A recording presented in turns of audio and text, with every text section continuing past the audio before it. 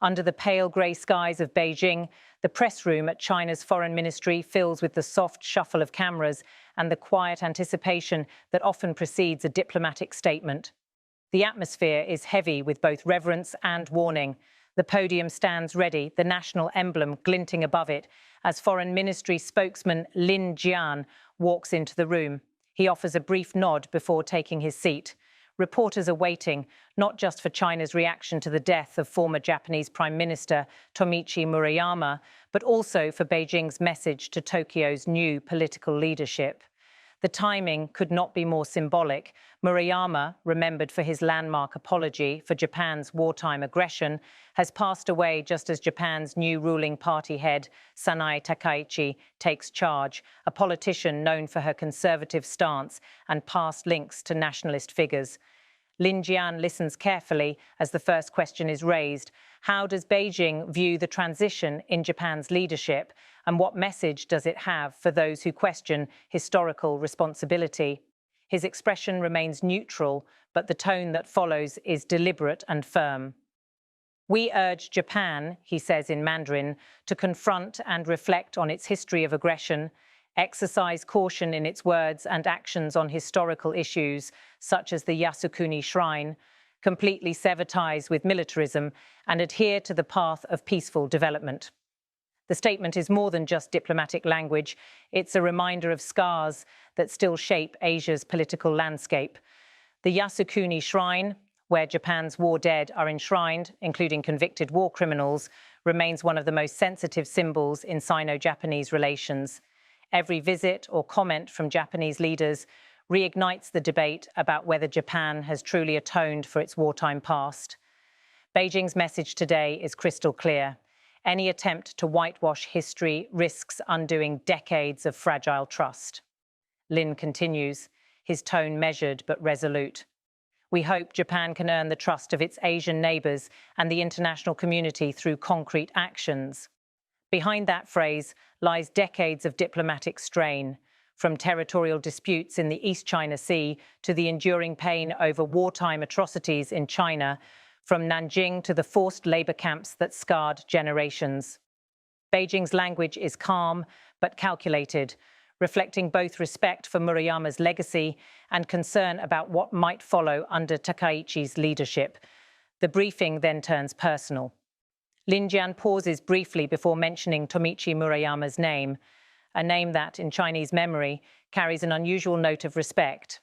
As a politician with a strong sense of justice, Lin says, Mr. Murayama's contributions to promoting China-Japan friendship will be forever remembered. It's rare for China's foreign ministry to speak of a Japanese leader in such terms. Murayama's 1995 statement, issued on the 50th anniversary of Japan's surrender in World War II, remains one of the few official acknowledgements by Tokyo of the suffering caused by Japan's colonial rule and aggression. His apology, delivered in measured but powerful words, expressed deep remorse and heartfelt apology to the victims of war. It became known as the Murayama Statement, a cornerstone of post-war Japanese diplomacy and an enduring benchmark for historical honesty. Beijing's condolence message thus carries deep symbolism. We express our condolences for the passing of former Prime Minister Murayama, Lin Jian says, his tone respectful. On August 15th of that year, the 50th anniversary of Japan's surrender, Murayama delivered a historic statement expressing deep reflection and apology to the victim countries. For Beijing, that moment represented not just diplomacy, but morality, an acknowledgement that history cannot be rewritten, however inconvenient it may be for contemporary politics. Outside the ministry, international correspondents discuss the subtext of Lin's words. The timing of this statement, coming as Japan's ruling Liberal Democratic Party installs Takaichi as its new leader, is hardly coincidental. Takaichi, known for her nationalist leanings and visits to the Yasukuni Shrine in the past, has pledged to maintain Japan's dignity and independent spirit. Yet to Beijing, such rhetoric often signals an unwillingness to reckon fully with the past. Across social media in China, Murayama's death trends for hours. Many users recall how during his premiership, Japan took steps to repair its relations with China and South Korea. Some post images of Murayama's handshake with then Chinese Premier Li Peng, describing him as a Japanese leader who spoke from conscience. Others contrast his humility with what they see as Japan's recent drift toward revisionism. For China's leadership, history remains an essential component of its diplomacy, not merely a relic of the past, but a living test of moral credibility. Beijing's foreign policy is deeply intertwined with narratives of resistance, humiliation, and redemption from the 19th and 20th centuries. The way Japan handles its war legacy continues to serve as a litmus test for bilateral trust.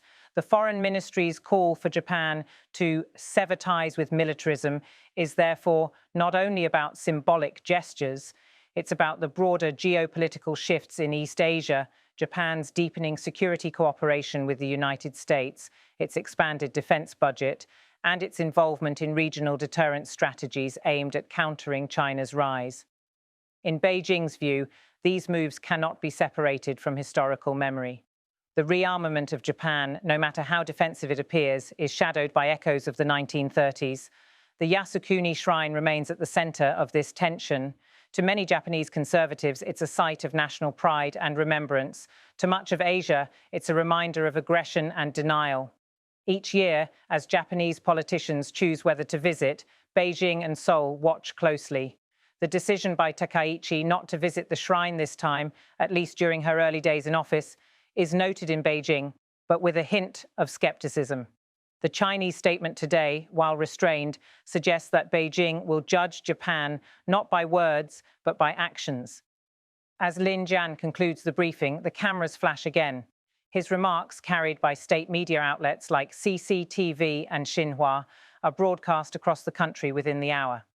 The headline on Chinese state television reads, "China urges Japan to face history, honors Murayama's legacy." It's both a tribute and a caution. For Beijing, the passing of Tomiichi Murayama is not just the death of an elder statesman, it's the symbolic end of an era, one when Japan's leadership, however briefly, appeared willing to face its past with honesty. Today's message from China's foreign ministry seeks to remind Tokyo of that moment and to challenge its new leadership to choose the same path. Behind the diplomatic phrasing, the meaning is unmistakable. Beijing is watching. The world is remembering. And Japan's next moves, whether toward reconciliation or confrontation, will determine not only its relations with China, but the balance of moral authority in Asia. Lin Jian leaves the podium as quietly as he entered. The reporters pack their cameras, the microphones click off, and the echoes of his words linger in the room. History is not forgotten, and neither is sincerity.